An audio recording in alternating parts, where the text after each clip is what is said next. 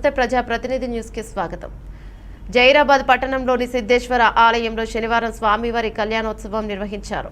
ఆలయ కార్యనిర్వహణ అధికారి మోహన్ రెడ్డి మాట్లాడుతూ సిద్ధేశ్వర స్వామి ఆశీస్సులు ప్రజలందరికీ ఉండాలని, వారికి సుఖ సంతోషాలను ఆయురారోగ్యాలను అందించాలని కోరుకున్నట్లు తెలిపారు.